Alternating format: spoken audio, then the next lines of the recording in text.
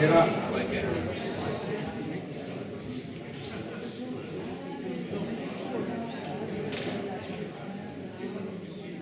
Mi presento brevemente, io sono Francesco Bianchi, sono il coordinatore scientifico della Fondazione di Storia e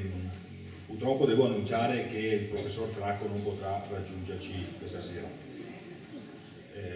È stato trattenuto da impegni familiari prorogabili, lui abita a Torino e ci ha avvertito l'altro giorno che non sarebbe potuto venire, se ne dispiace molto perché ci teneva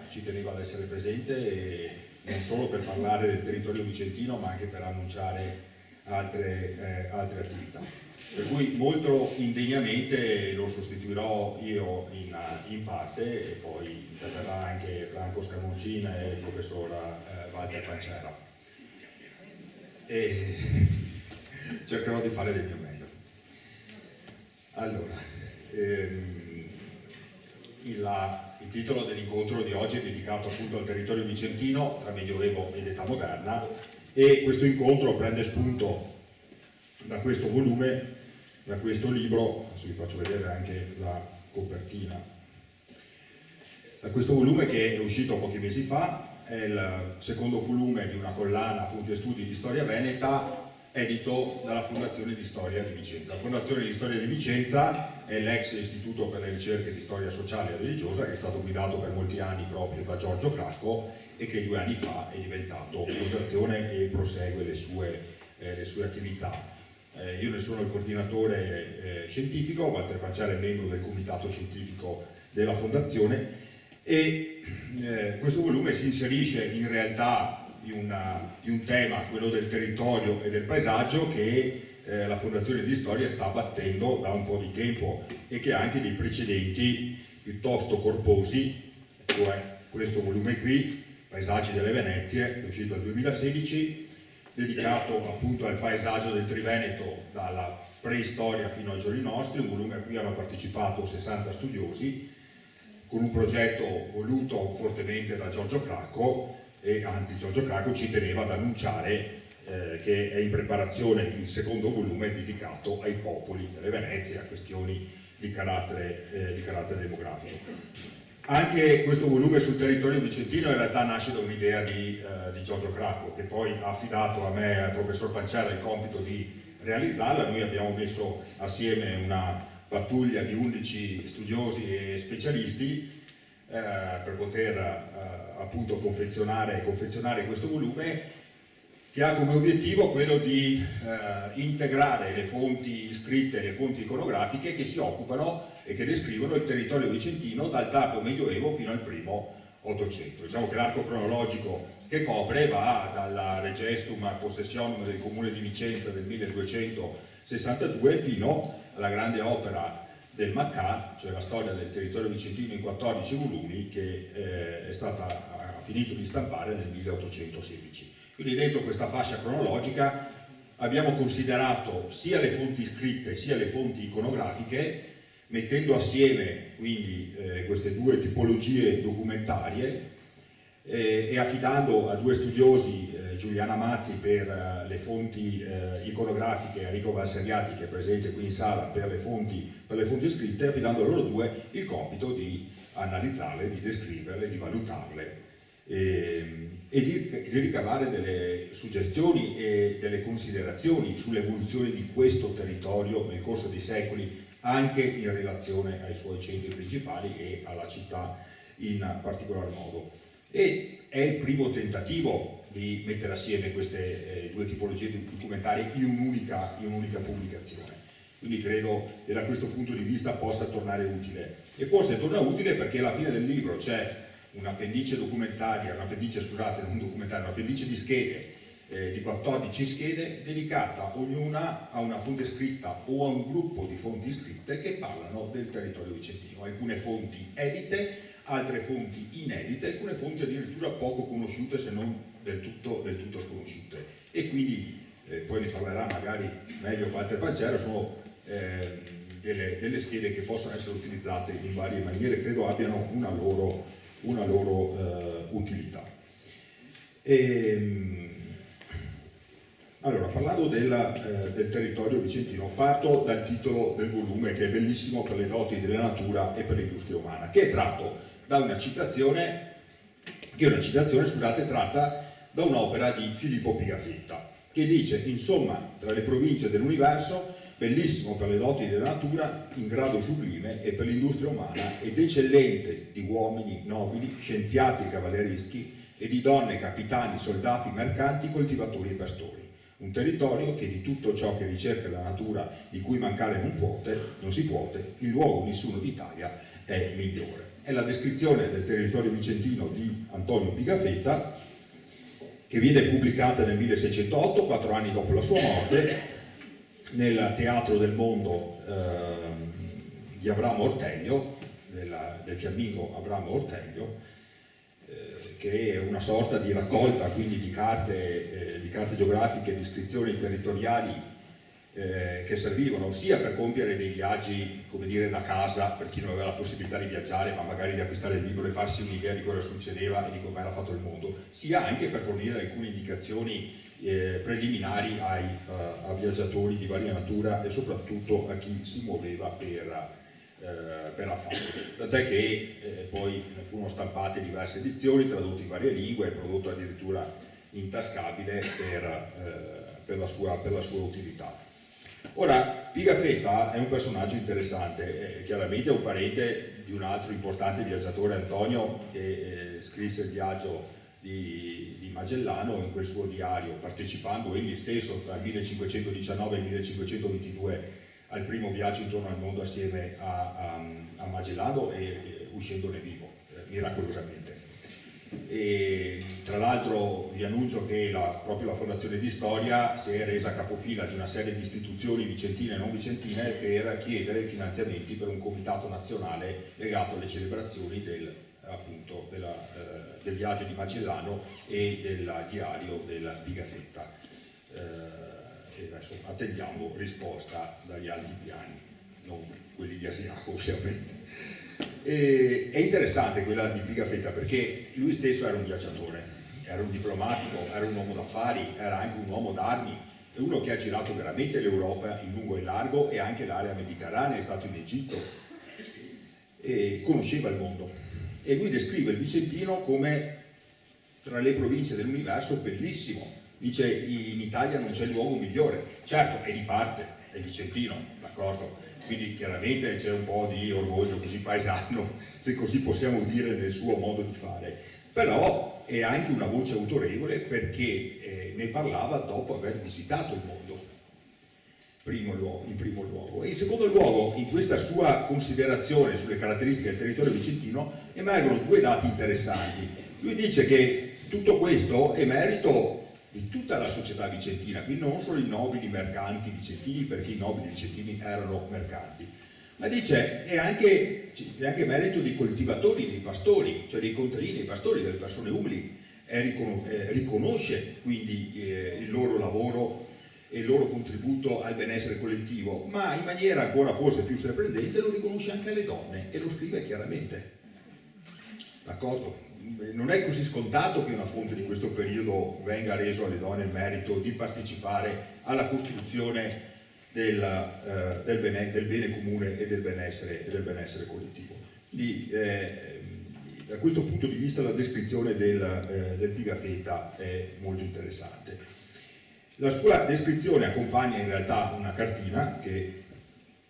aveva disegnato lui stesso e che entra a far parte appunto di questa opera, il teatro del mondo, che potete vedere alle spalle e che è la prima, probabilmente la prima carta stampa del territorio vicentino, d'accordo? Disegnata ovviamente sulla base di lavori precedenti e me la prima compiuta con criteri scientifici e dà la via a tutta una tradizione e una serie di carte del territorio. Ne faccio vedere altro, questa di Angelo Zanovello, che è del 1676, prodotta in una situazione particolare che riguardava una contesa di carattere fiscale fra il territorio vicentino, il comune di Vicenza e il clero vicentino, diciamo i tre soggetti che si dividevano i carichi fiscali. e fu commissionata proprio dal territorio,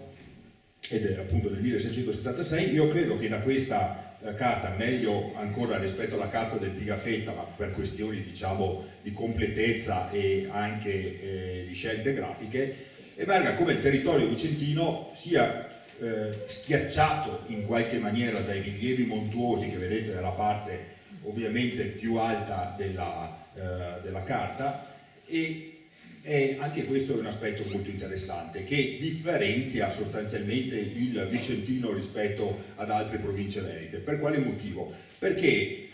questi rilievi hanno una doppia funzione, esercitano un doppio ruolo nella storia del territorio vicentino. Da una parte lo proteggono rispetto a quelli che potrebbero essere tentativi di incursioni dal nord, che poi avvengono lo stesso, ma insomma ha una funzione protettiva che viene riconosciuta poi nelle cronache del periodo, ma nello stesso tempo ha anche in qualche modo una funzione negativa di tappo, nel senso che impedisce al territorio vicentino di muoversi dal punto di vista commerciale verso nord, se non attraverso la Val Sugana e il canale di Brenta, che però tende a puntare più verso il Padovano che verso il Vicentino. I fiumi vicentini sono per lo più fiumi appunto che nascono nel Vicentino, che non creano collegamento con altre realtà verso nord nella maggior parte dei casi, a differenza di Verona, che con la Val Lagarina invece comunica, e l'Adige comunica direttamente con le regioni todescofone e con l'area germanica, a differenza di Padova, che ha due passi, Venezia, che è un altro sbocco diciamo internazionale, va bene? E nonostante questo, e nonostante questa funzione, come dire, di tappo, la realtà del territorio vicentino, non solo della città di Vicenza, ma del territorio vicentino in generale, è una realtà molto internazionale e internazionalizzata, sotto certi aspetti diremo adesso globalizzata, per la capacità di questo territorio di saper tessere rapporti e contatti, nonostante questo, diciamo,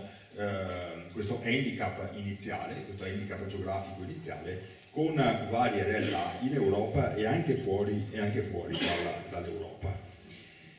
In quest'altra cartina, che è del 1608, quindi dello stesso anno della cartina della pubblicata dal Pigafetta, la cartina Mulino del territorio vicentino, che ha un orientamento particolare perché il nord lo vedete alla vostra destra, quindi non in alto ma a destra della cartina, emerge e si vede anche dal punto di vista topografico dell'utilizzo dei colori come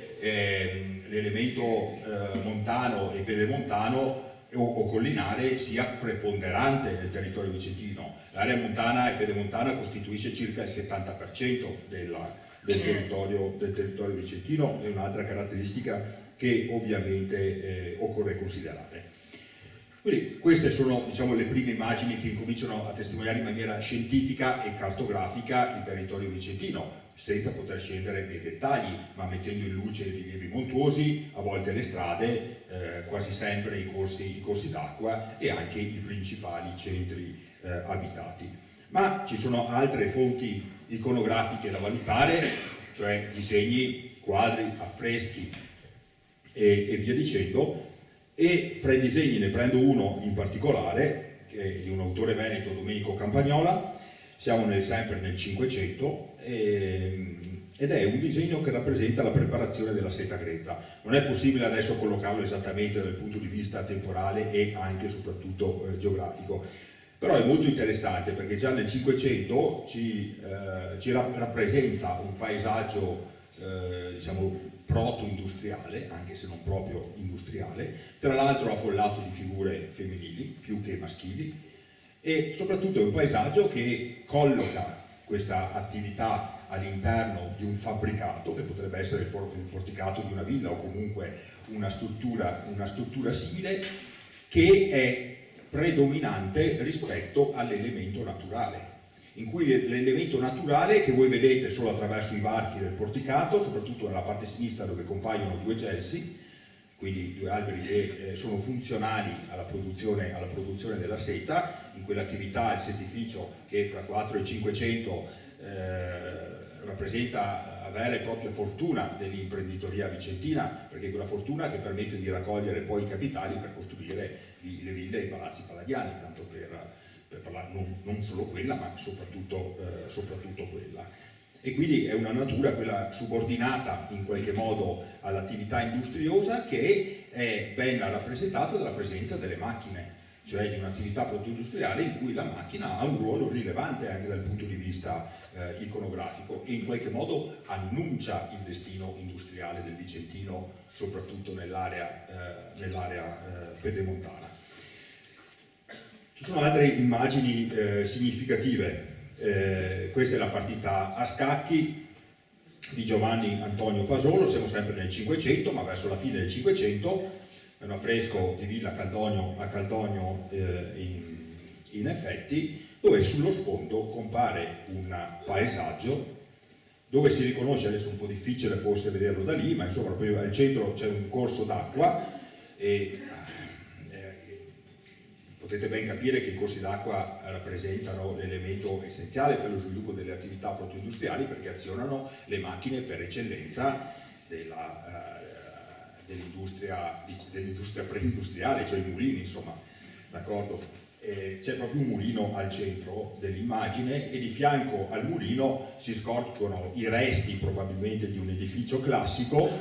e gli elementi classici poi vengono ripresi nella seduta della donna sulla sinistra che siede su uno scabello con dei motivi antichi. Non si vedono adesso l'immagine perché è tagliata, ma insomma a destra e a sinistra vedete in alto comparire delle ombre, sono le gambe di due statue che anche quelle richiamano stilemi classici. Perché? Perché con la rivalutazione, per due motivi: innanzitutto perché la cultura umanistica rinascimentale rivaluta i tempi antichi e quindi detta una moda, ma anche perché questo è il periodo in cui, questo è un palazzo, una villa nobiliare, in cui le famiglie aristocratiche incominciano a commissionare la stesura di genealogie a intellettuali di vario tipo, oppure di cicli iconografici, che hanno il compito di anche valorizzare e celebrare le origini e le vicissitudini di queste stirpe aristocratiche. E spesso queste genealogie, che sono state definite genealogie improbabili, impossibili, sono tali perché collegano l'origine di queste famiglie a antichi antenati, compagni di viaggio di Enea o esponenti di qualche gens romana, d'accordo, con dei salti mortali letterari, ma poi la presenza di questi elementi classici non va altro che a rafforzare questi tentativi di in qualche modo nobilitare ulteriormente o rafforzare la nobilitazione delle origini di queste stesse famiglie. E ancora una volta qui sono protagoniste, come vedete, le donne, mentre gli uomini fanno più in qualche modo da contorno. Sullo sfondo di alcuni quadri, in questo caso siamo sempre sulla, scusate, forse no, saltato, no. Siamo sempre nel Cinquecento. Questo è Jacopo Bassano, è intitolata Due cani questa opera, siamo alla metà del Cinquecento, 1555 circa. Vedete sullo sfondo un elemento caratteristico della pittura cinquecentesca, l'utilizzo di paesaggi che richiamano in questo caso le Dolomiti bellunesi oppure le prealpi vicentine, e forse in questo caso il Grappa, e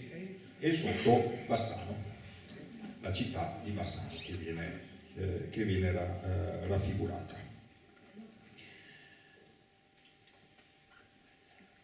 Sono per la pittura del 5 e 600 gli elementi iconografici che descrivono il territorio spesso sono idealizzati, hanno un valore simbolico, d'accordo, come la presenza degli elementi antiquari o classici, e non è sempre facile identificarli. Nel Settecento invece la descrizione del paesaggio dal punto di vista iconografico diventa un po' più attendibile e anche più precisa. Questa è una veduta di Trissino dei fratelli Porta, una bottega veronese, siamo alla metà del Settecento, 1765. Questa è una veduta realistica, quasi fotografica del paesaggio di Trissino dell'epoca, dove si scorgono in alto e poi a sinistra le due ville dei Trissino, in un paesaggio che ormai è completamente addomesticato, che non ha nulla di selvaggio, è stato completamente antropizzato, come si dice, d'accordo?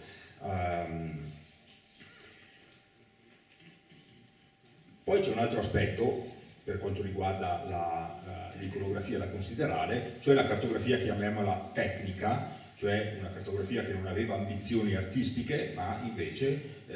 veniva realizzata per degli usi molto pratici, molto concreti, per testimoniare proprietà, per poter essere catalogata e archiviata negli archivi pubblici, magari commissionata da qualche magistratura veneziana. E anche qui questa immagine è un'immagine che raffigura Bassano. Vedete, è scritto non vedete, ma sulla destra è scritto piazza di Bassano, con l'abitato circondato dalle mura, e quel lungo tratto rosso che vedete nella parte inferiore verso destra è il ponte di Bassano nella sua, diciamo, originaria forma palladiana. L'immagine sono le costruzioni, il titolo è Costruzioni lungo il Brenta con le roste di Capriuli e del Margnan a Bassano. Le roste sono delle palizzate o delle massicciate che servivano o a rafforzare gli argini di un corso d'acqua o a dividere il corso d'acqua oppure a deviarlo. In questo caso la rosta, un attimo ve la indico, la rosta è questa qua,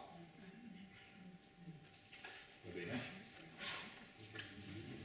È divisa dal fiume da una palizzata che serve a deviare le acque per usi che generalmente erano industriali, e in effetti verso il centro voi trovate un gruppo di case sotto le quali sono rappresentate tutta una serie di mulini, a dimostrazione di come l'iconografia del periodo sia molto attento all'assetto idrogeologico del territorio e alle funzioni delle acque che servivano non solo per irrigare i campi, per abbeverare le persone e gli animali, ma anche per azionare le macchine. Queste sono solo alcune suggestioni, poi nel libro ovviamente si considerano diverse altre immagini, ma solo per darvi l'idea del tipo di lavoro che è stato fatto per poter indagare su come questo territorio vicentino si è evoluto nei secoli. Poi c'è un altro aspetto da considerare, che sono le fonti scritte. Questa parte è stata trattata da Enrico Valseriati, scusami. È stata una scelta oculata, perché lui ha il merito, non so se sia un merito, per alcuni forse non lo è, di non essere vicentino, e in quanto tale di poter affrontare le fonti vicentine con occhio neutro e imparziale. E questo, diciamo, sicuramente l'ha aiutato nell'analisi di queste fonti. Cosa ha fatto Enrico? Ha preso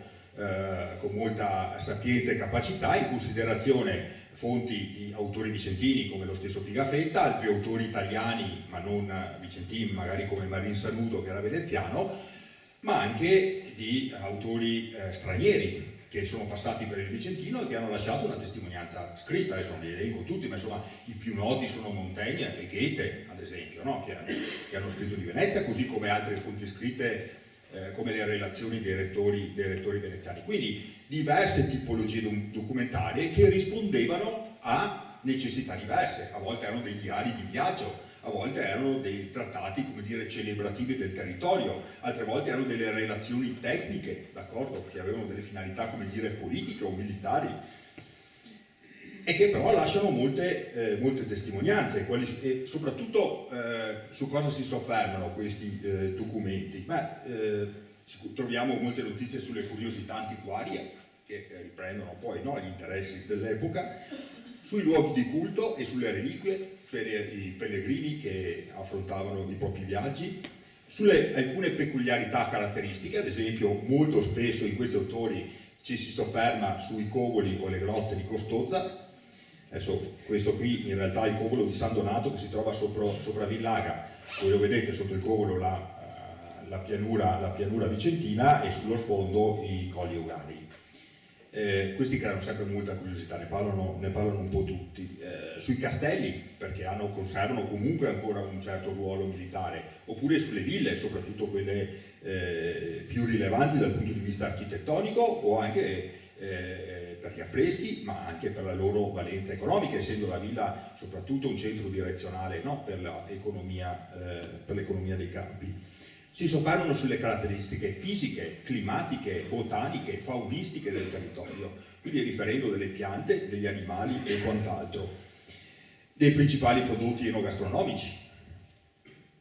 e delle attività economiche, appunto, soprattutto per quanto riguarda i cereali e la produzione del vino, o per l'allevamento, pensiamo soprattutto alle pecore sull'altopiano di Asiago, così come anche sulle attività economiche, manifatturiere e minerarie, a partire dalla lavorazione della seta fino alle miniere d'argento di Recoaro, anche quelle citate in più occasioni. E dopo su altre curiosità, spesso si incuriosiscono per la parlata degli abitanti dell'altopiano di Asiago, cioè dei cimbri che parlano, no, questo dialetto tedesco, e viene segnalato. Quindi anche qui emergono tutta una serie di suggestioni che permettono di incrociare dati di varia provenienza, vicentini, italiani, stranieri, va bene, e che se dosati in maniera sapiente, no, permettono un po' di compensare gli squilibri di chi visita il territorio in velocità e quindi un po' superficialmente, o di chi lo descrive in maniera un po' faziosa e partigiana perché ne fa parte. Compaiono in queste testimonianze scritte, compare anche l'idea della villa, non solo come centro, no, direzionale, come azienda agricola, ma anche dell'idea come luogo di ozio e di svago. Compare già a questa altezza. È una villa che sotto certi aspetti cerca di integrarsi con il paesaggio, ma finisce per creare un paesaggio che è il paesaggio della villa. Ma a me piace accostare queste due immagini, quella del covolo di San Donato e quella di Villa Godi Marinverni di Lugo di Vicenza, perché sono due immagini simili, cioè sono due immagini, guardate, che incorniciano tutti e due il paesaggio. 1 e 2, sembra quasi che la villa, no, imiti il covolo, e incorniciano dei paesaggi simili, un paesaggio domesticato all'inizio e poi le montagne, quindi il paesaggio, diciamo, naturale e selvaggio dopo, che verso sud e verso nord in qualche modo racchiudono e inquadrano il territorio vicentino. Fra queste fonti mi preme sottolineare, parlarne di alcune, e in particolar modo della relazione galese, visto che abbiamo qui anche l'autore della scheda, che è Giovanni Catelan. Queste sono le dimensioni della relazione galese che Giovanni Catelan ha trascritto tutta quanta in terra, e ne segnalo perché è una fonte abbastanza particolare. È la relazione di un perito che lavora per i provveditori sopra i beni inculti, cioè la magistratura veneziana, che ha il compito, che tra l'altro ha il compito di produrre, no, tutta una serie di documenti cartografici per testimoniare la natura e la conduzione dei territori della terraferma veneziana. E qual è la particolarità? Viene scritta fra il 1595 e il 96 ed è una relazione che gli viene commissionata per descrivere i corsi d'acqua e le diverse tipologie di corsi d'acqua utilizzabili nel Vicentino, i fiumi, torrenti, rogge, serriole, canali e via dicendo, nonché tutte quante le macchine azionate da questi corsi d'acqua, quindi i mulini, i magli, le mole, le pile da riso. Tra l'altro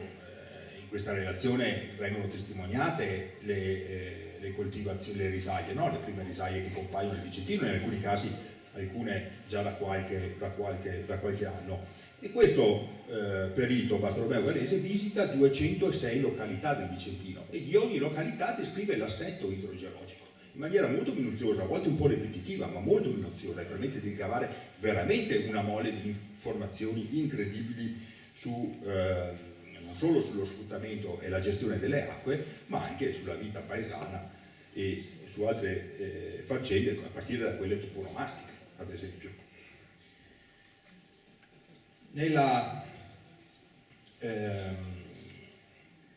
Alla fine del volume, come vi dicevo, poi sono raccolte 14 schede, una delle quali appunto sulla relazione galese. Parlo solamente della prima e dell'ultima, giusto per fornirvi un'idea di cosa si tratta. Allora, la prima scheda prende in considerazione il primo documento che parla in maniera estensiva del territorio vicentino, che è il Regestum Possessionum del Comune di Vicenza del 1262. Che cos'è? È un elenco dettagliato di proprietà del Comune che si incomincia a redare a partire dal 1259, cioè dalla morte di Ezzelino da Romano, una commissione, un gruppo di esperti a cui il podestà di Vicenza, in quel momento il podestà era Giovanni Gradenigo, che è il podestà veneziano, affida il compito di descrivere le proprietà del comune, molte delle quali erano state requisite proprio agli Ezzelini dopo la morte del tiranno. Non tocca proprio tutto il territorio vicentino, ma molte località, e gran parte del Regestum è dedicata al quadrante nord-orientale del Vicentino, quindi l'altopiano di Asiago e il Bassanese, perché erano zone privilegiate di insediamento delle proprietà ezzeliniane, nel senso che gran parte delle proprietà ezzeliniane si trovavano in questa parte dell'area pedemontana, e anche zone di reclutamento dei seguaci e delle milizie ezzeliniane. E ovviamente ha un valore fiscale e finanziario, perché il comune doveva rivendicare queste proprietà per poterle sfruttare, chiaramente, ma è complicato dal fatto che dopo anni di dominazione queste proprietà erano state vendute, erano state alienate, per cui era una ricostruzione non sempre facile, ma è che in qualche modo doveva anche legittimare la volontà del Comune di Vicenza di accampare diritti giurisdizionali sull'intero territorio vicentino. E poi queste schede si concludono invece con l'opera di Gaetano Maccà. La scheda è realizzata da Antonio Muraro, che anche lui è qui presente. Antonio Maccà, che ha dedicato la sua vita a raccogliere anche lui una massa di informazioni sul territorio vicentino e sulle località del territorio vicentino, producendo quella storia appunto del territorio vicentino in 14 volumi, che sono organizzate sulla base dell'antica, diciamo, struttura amministrativa veneziana, cioè per le podesterie, che sono Marostica e Lonigo, e gli unici vicariati, nonostante la Venezia fosse già caduta.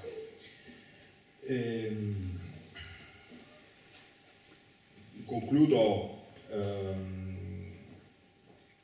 vado verso la conclusione parlando di un'ultima questione che riguarda poi anche il significato di questo lavoro. Leggo dal retro di copertina, che riprende un passaggio dell'introduzione, in questo caso scritta da Walter Pancera. Il territorio vicentino sembra essere ormai confluito in un'unica megalopoli, nella quale sono a stento riconoscibili gli isolati lacerti di un millenario paesaggio fatto di campi, di boschi e di pascoli, di paesi e di contrade, di ville e di chiese, di rocce e di strade. In un certo senso si tratta dell'esito finale di un rapporto dinamico con l'ambiente urbano, quello che la città capoluogo, che in età medievale e moderna ne ha via via plasmato il carattere e le vocazioni. E a questo territorio contado che fanno riferimento le fonti iconografiche e letterarie presentate e discusse in questo libro, quasi a bilanciare, grazie alla dimensione profonda del passato, l'appiattimento del presente, per recuperare almeno un poco dello stupore e dell'incanto che le meraviglie di questo territorio hanno esercitato per secoli, a vario titolo, su artisti, intellettuali, tecnici, politici e viaggiatori.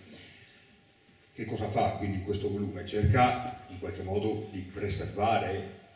quello che resta del paesaggio che ci ha lasciato i secoli, è un paesaggio che è fortemente minacciato e soprattutto è fortemente minacciato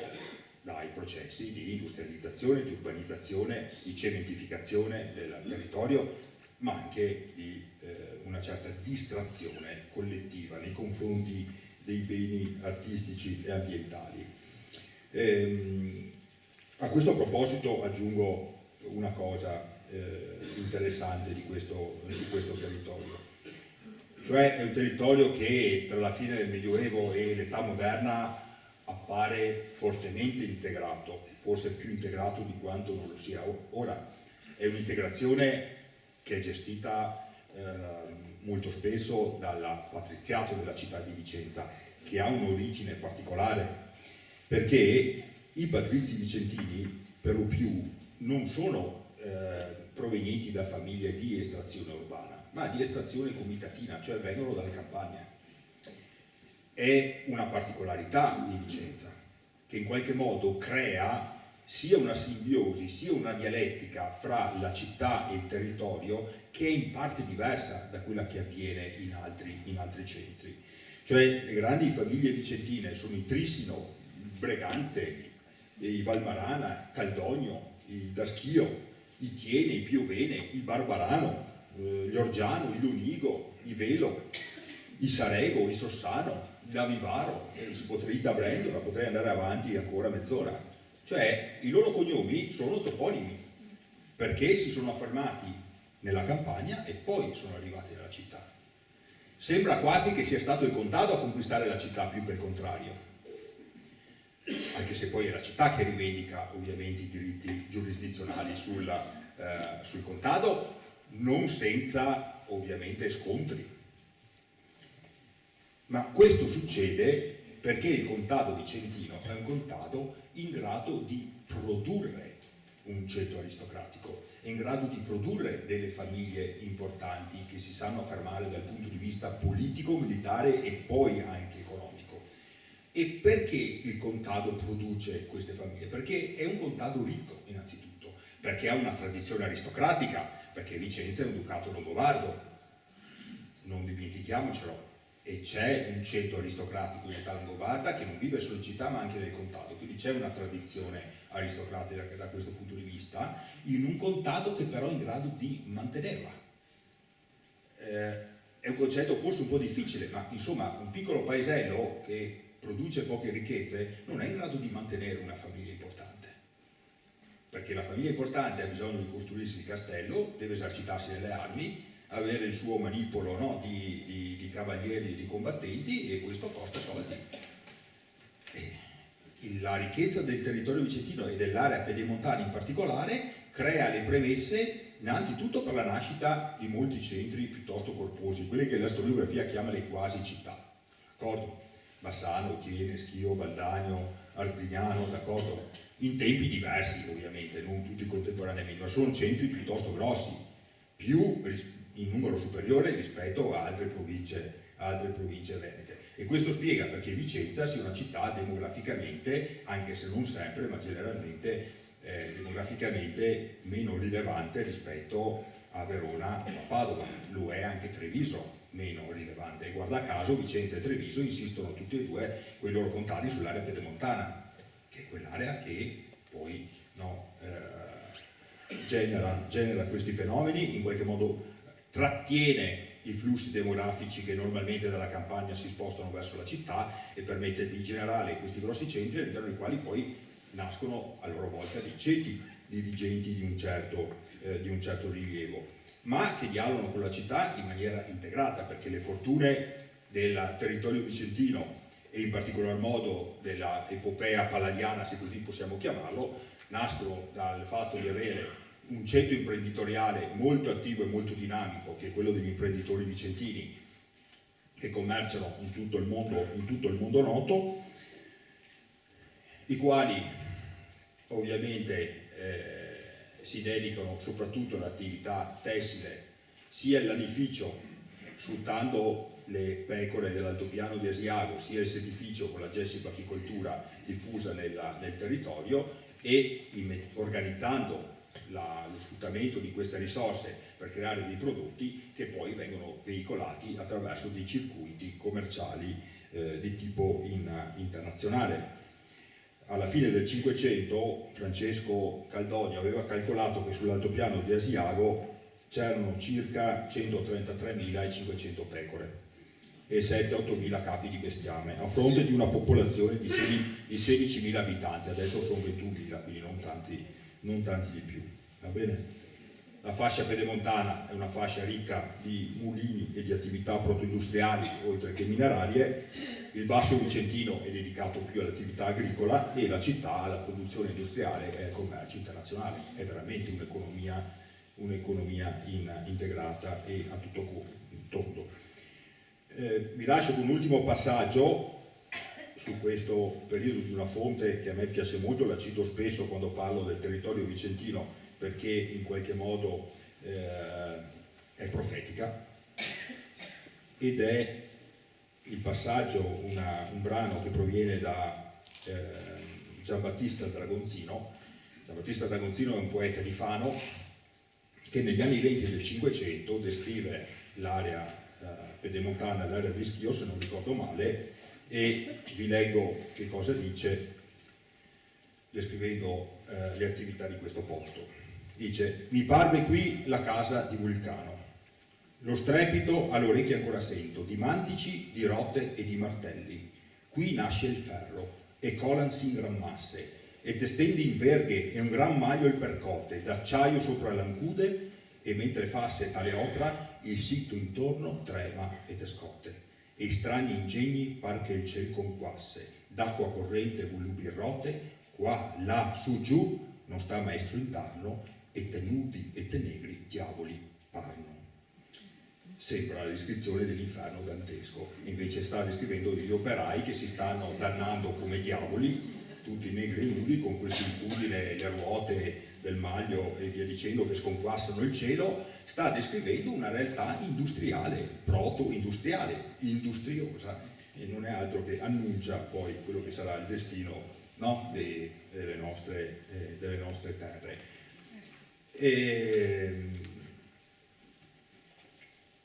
Questa è l'ultima immagine che vi lascio, presa dal satellite,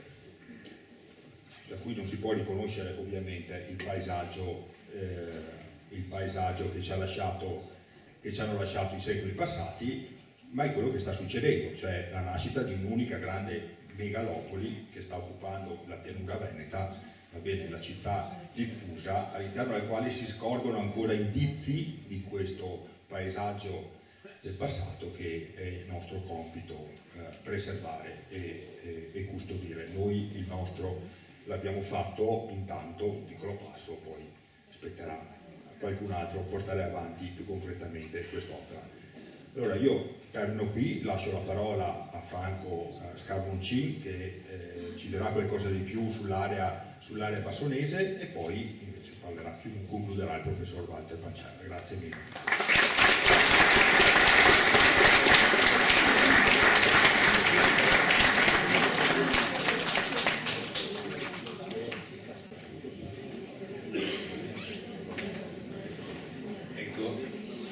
Buonasera a tutti, grazie per la vostra presenza. Credo che siamo tutti delusi dell'assenza del piccolo Cracco in cui si contava. Purtroppo, come vedete, impegni, famiglie eccetera l'hanno trattenuto. Io certo non sono in grado di sostituirlo, ma gli amici hanno tanto venuto perché dicessi due parole anche su Bassano, che come vedete è un po' lasciata in disparte in tutto questo discorso, e allora cercherò di dirvi in 10 minuti qualcosa, perché il discorso può interessare soprattutto chi non conosce l'argomento. Molte persone qui dentro conoscono molto meglio di me questi argomenti. Ecco. Allora dico questo, che quando l'amico Francesco Bianchi, che stava curando questo lavoro, mi contattò e mi chiese se ero disponibile a redigere una scheda relativa a Giambattista Bergi e alle sue opere, e in primo momento accettai l'incarico, però dopo aver esaminato attentamente gli scritti, sono del tardo 700 come sapete, compresi che non sarei riuscito a inserirlo adeguatamente nel contesto dell'opera, e quindi rinunciai all'incarico. Il tema proposto infatti era quello di spiegare in quale modo l'autore avesse letto e interpretato il territorio vicentino. Ora non si può negare che nelle carte, sono tantissime, nei documenti che ha raccolto nella storia degli Ezzelini, nella storia della Marca, non siano presenti riferimenti al territorio bassanese, vicentino e anche oltre. E l'autore dimostra di conoscere sempre molto bene, anche con mio grande stupore, perché spesso conosce luoghi di cui io ancora non mi sono reso conto. Ecco, però la sua attenzione è concentrata soprattutto sui personaggi e sugli eventi, Così la trattazione di aspetti relativi alla geografia e al paesaggio umano in lui è praticamente assente o quasi. Se si vuole trovare qualche elemento in più per la lettura del panorama bassanese in epoca medievale,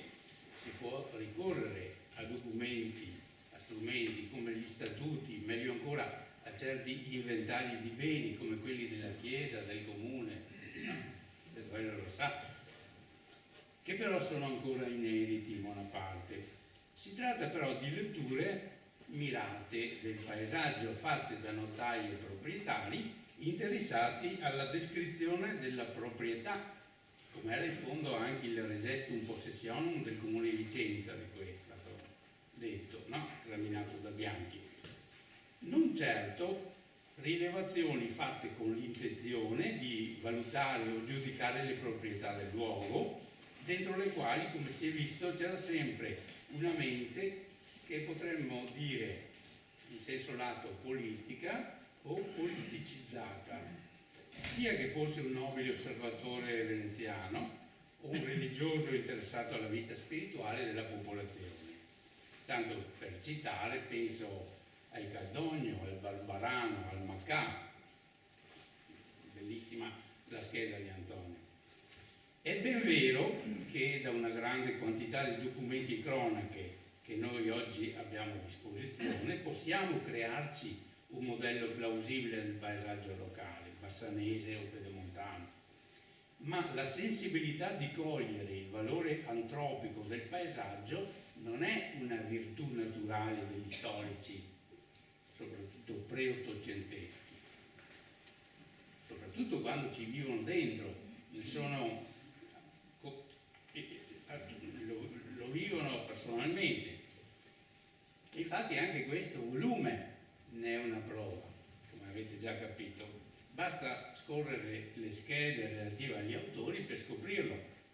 A parte quella curata da Francesco Bianchi sulla Regestum Possessionum, in cui mi sembra che manchi soltanto il riferimento ad un articolo condotto da Gina Fasoli, no? Che non è citato, sul patrimonio di Azzolino da Romano, pubblicato nel volume in memoria di Luigi Galpane nel 1982, chissà se è arrivato,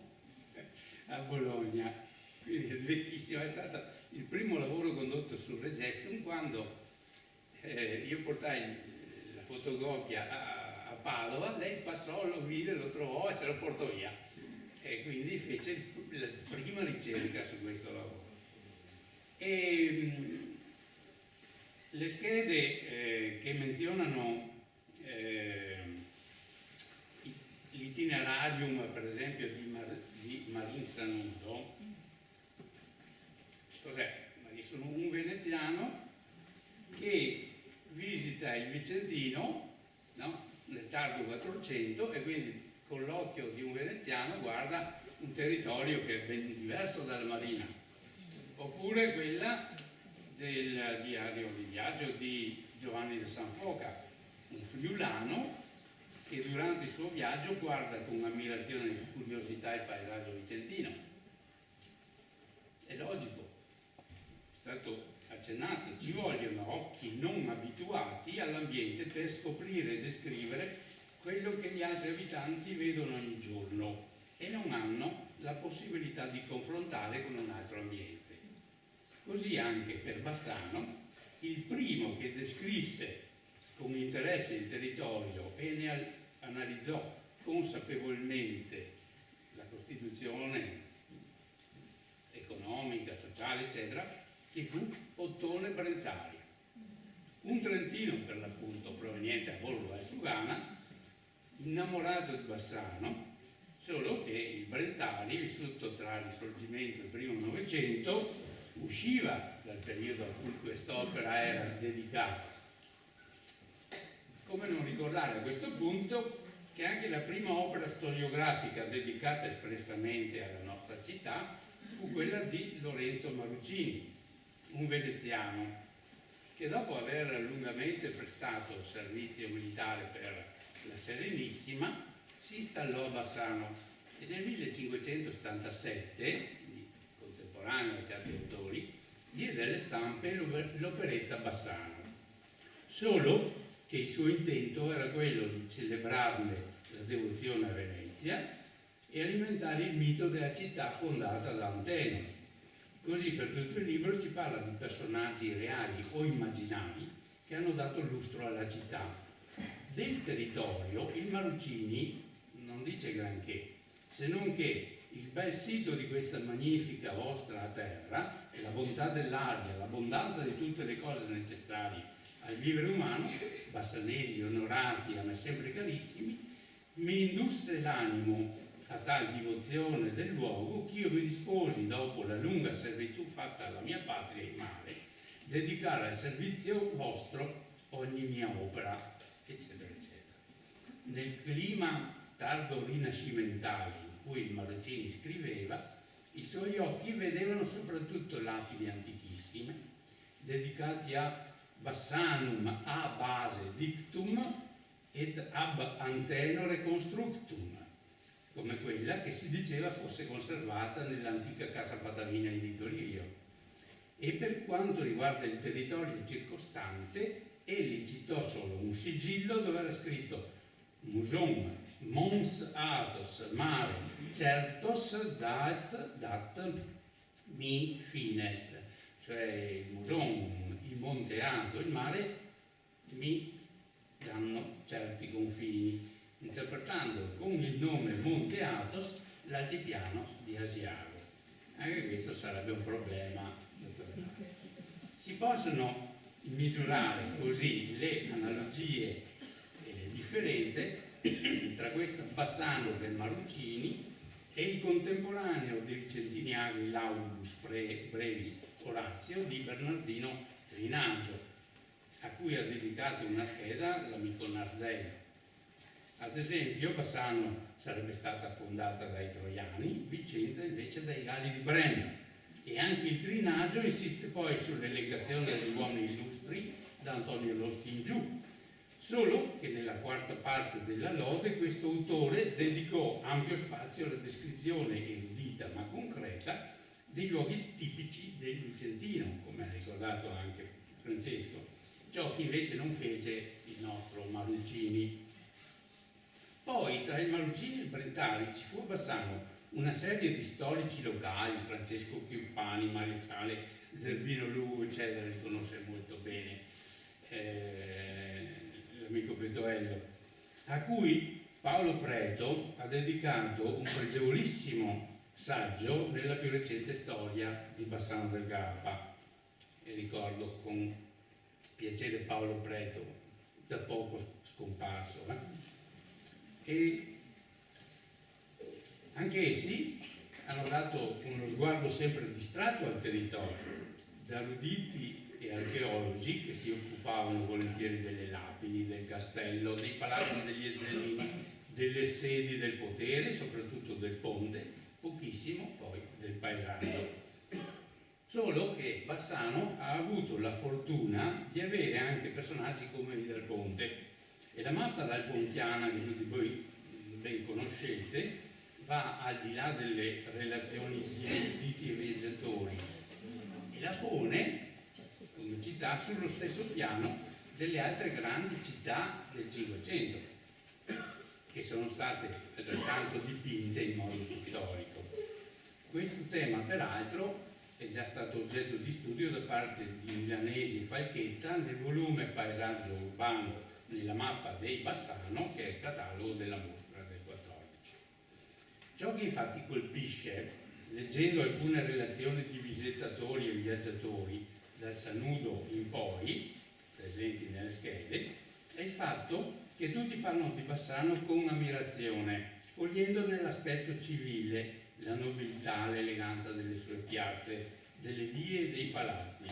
E questo è un elemento che dobbiamo sottolineare. Il tono della terra, come viene chiamata, è sempre stato ben superiore a quello di un villaggio, di un borgo. Tutti ne hanno colto il valore di quasi città, così che nel territorio vicentino, insieme a Lorigo e altre, fu sempre considerata una località privilegiata,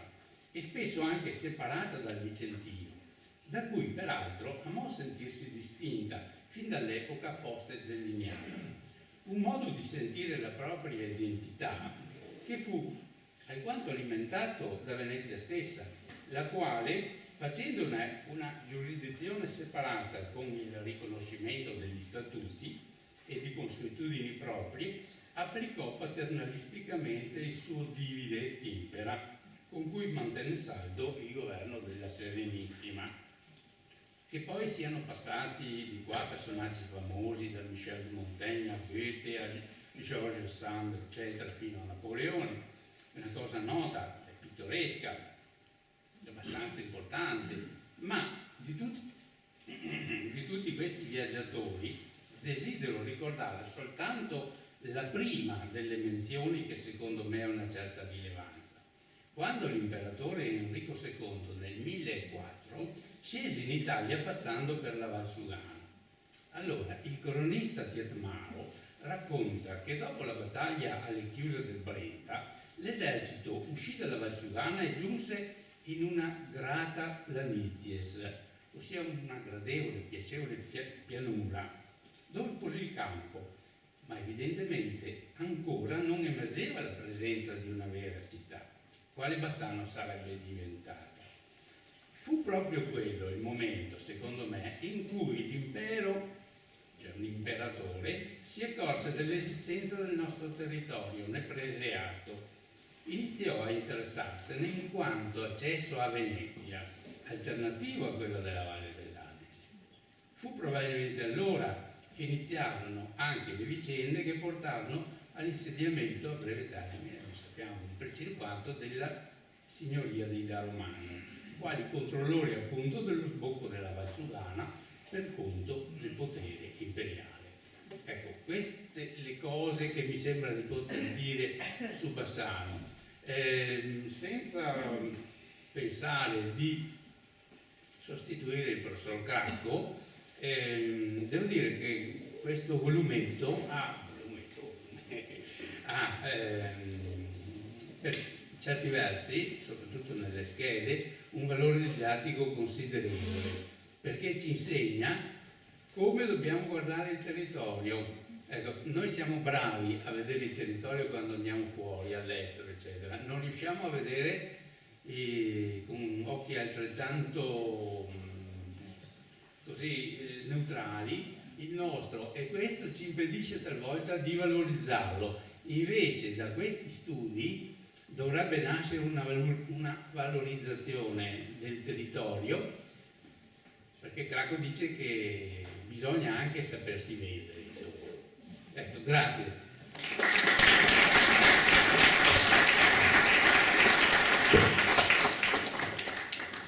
Grazie. Io vorrei prima di tutto ringraziare i collaboratori che sono qui presenti e tutti coloro che sono numerosi, devo dire, che sono intervenuti, perché ovviamente per noi è un grosso piacere essere qui a condividere con voi qualche considerazione partendo appunto da questo libricino. Non dovrei essere io a tessere qualche lode di questo lavoro, perché appunto ci sono dentro pienamente come curatore, come estensore di una scheda e poi anche magari l'introduzione come li chiamava l'amico Francesco, però vorrei solo far presente che siamo comunque di fronte a un lavoretto che è un unicum nel panorama storiografico italiano, direi, cioè nessun luogo d'Italia possiede una cosiccia di questo tipo,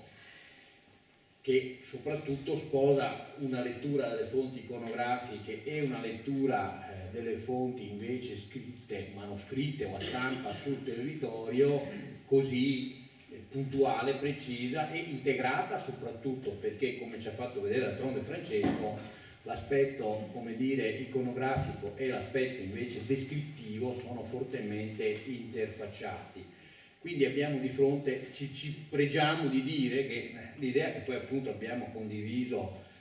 molto con Giorgio Cracco era quella di fare qualcosa davvero di un pochettino significativo nella modestia, insomma, del lavoro che abbiamo messo in piedi. E direi, oltre a questo aspetto, c'è anche, secondo me, un positivo positivo richiamo alla collaborazione intergenerazionale, direi, perché qui dentro c'è il lavoro di persone, di maestri come Giorgio, che hanno, anche se non appare, aiutato a concepire questo lavoro, di persone un po' più anzianotte come chi vi parla, e poi di molti giovani che ci hanno aiutato, giovani ma già esperti di ricerca, che ci hanno aiutato nel puntualizzare, nel mettere a punto le schede e i lavori. Quindi veramente un libro che sposa fonti, un'analisi diversa delle fonti di vario genere, e che sposa, diciamo così, competenze in materia storica di almeno tre generazioni di persone che hanno collaborato. Mi pare una cosa interessante, quindi, almeno lo è per me, nel senso di avere l'idea che comunque c'è chi continua in questo difficile mestiere. Voi oggi sapete che insomma la storia non è proprio di gran moda, almeno nei piani alti del nostro paese. Volevo segnalare però, soprattutto, poi vorrei finire con una domanda che vi rilancio, perché vorrei lasciare un po' di tempo ad eventuali interventi o curiosità per poter così condividere meglio le cose. Ecco, volevo però sottolineare l'aspetto prima di tutto di lezione metodologica didattica, per tornare al discorso di prima, che questo libro può dare. Metodologica perché sia nei due saggi principali sia anche nelle schede si mostra come si può accostarsi alla ricostruzione, diciamo così, di un'immagine del territorio, paesaggio come lo usano chiamare i geografi, con rigore però storico e con precisione. Il saggio di Giuliana Mazzi è un saggio molto importante da questo punto di vista, secondo me, perché proprio all'inizio ci spiega come vanno lette le fonti iconografiche di vario genere, abbiamo visto, perché non sono tutte uguali, e poi lei riesce a farci capire quale dose di realtà possiamo ricavare da fonti che sono di per sé, uso il termine perché non me ne viene in mente un altro, fuorvianti per certi aspetti, o per via della loro finalità artistica, abbiamo visto Bassano, no, per esempio, o per via della finalità pratica, le mappe, oppure meglio ancora i disegni, no, magari per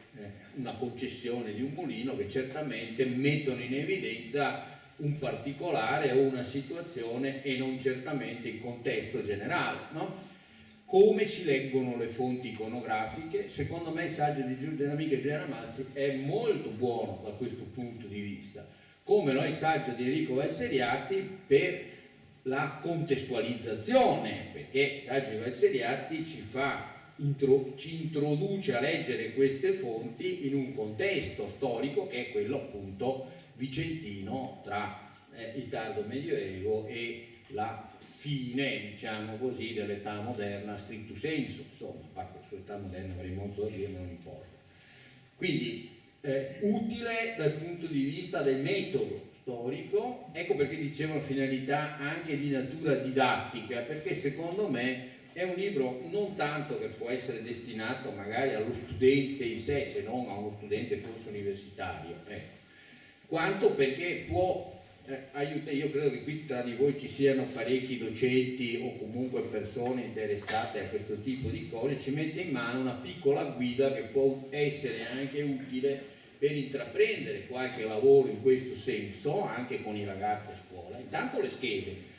perché le schede sono fatte in modo di contestualizzare con precisione la fonte, di dirci quali sono, da dove tratta, quali sono eventualmente le edizioni, se ci sono precedenti, quindi abbiamo un inquadramento completo di questa fonte.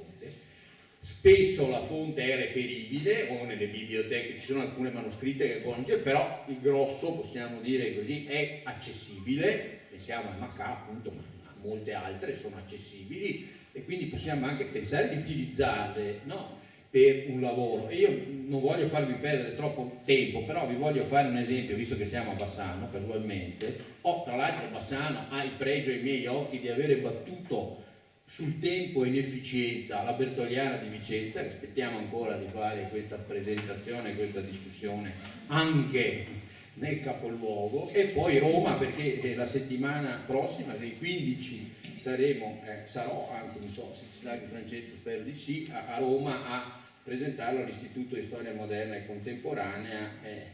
accontentando anche un po' l'editore, per la sede editoriale viene di Roma, e quindi...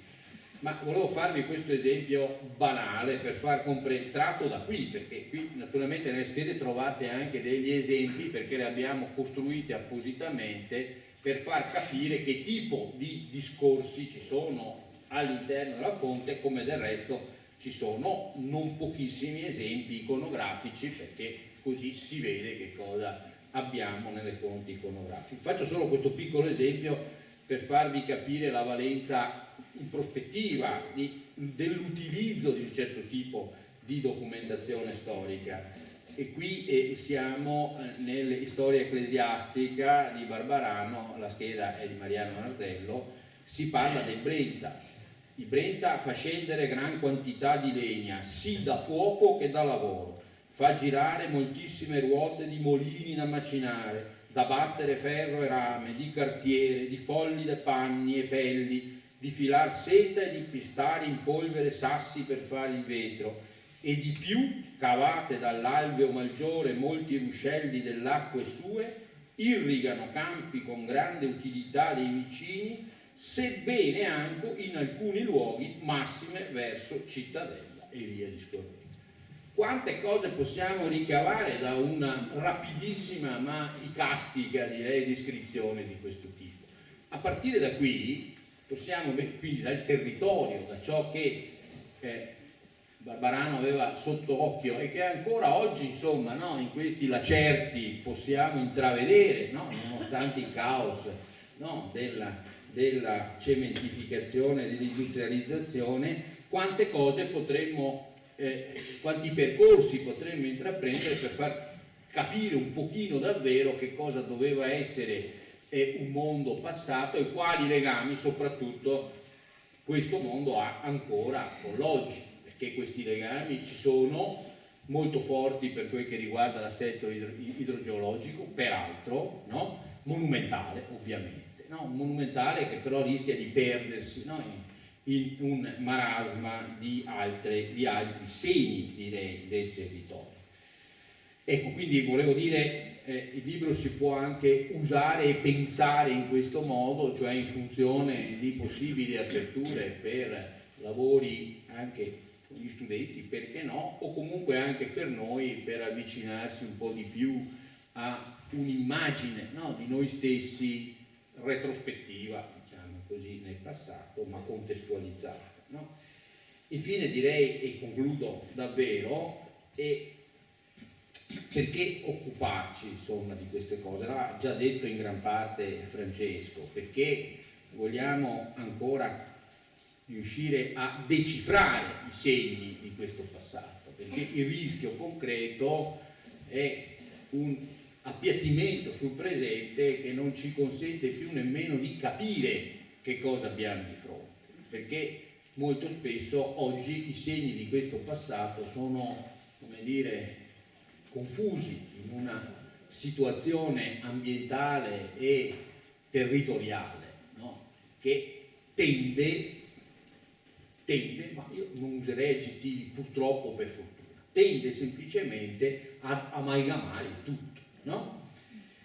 Questo amalgama può essere certamente positivo, sta di fatto che perdere il senso del divenire non mi sembra una buona idea, ecco perché questo piccolo sforzo ci dà forse come risultato un possibile aggancio a una migliore comprensione di tutto questo, anche perché alcuni nodi che sono stati già citati rimangono in continuità con il presente. Penso soprattutto per i vicentini, una mia vecchia idea che comunque continua a essermi confermata, più lavoro più lo capisco, il policentrismo di questo territorio, la varietà di situazioni pur in una certa comunanza, diciamo così, di proiezione, no? Questo è oggi ed era e risulta con molta chiarezza ancora 5 o 6 secoli fa. È una costante molto importante su cui forse varrebbe la pena di riflettere un tantino di più. Grazie.